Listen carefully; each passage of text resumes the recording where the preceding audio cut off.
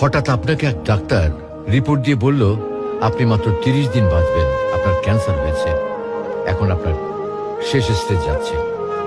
এটা শুধু আপনি জানেন, আপনার পরিবার কিংবা বন্ধু বান্ধবরা কেউ জানে না।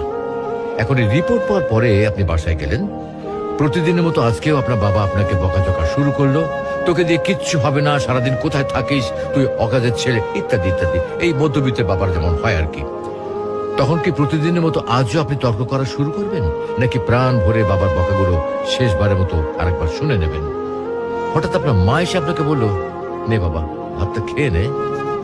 আপনার মনে হবে এই বুঝি আপনার মায়ের শেষ হাতের খাওয়া, আপনি আর বাঁচবেন না। আপনি পরম তৃপ্তি নিয়ে খাবেন এবং আপনার কাছে মনে হবে এটা আপনার শ্রেষ্ঠ খাবার, যদিও ডাল ভাত হোক না কেন।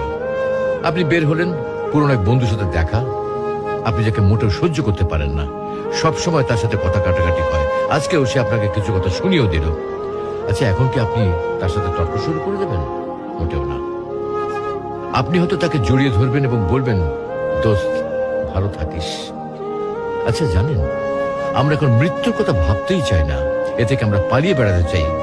কিন্তু যদি আপনি ভাবেন যে আজই আপনার শেষ দিন, তাহলে দেখবেন সবকিছুই আপনার কাছে ভালো লাগছে। তাই ইগো ছেড়ে দিন, ইনশাল্লাহ আপনার মন ভালো হয়ে যাবে।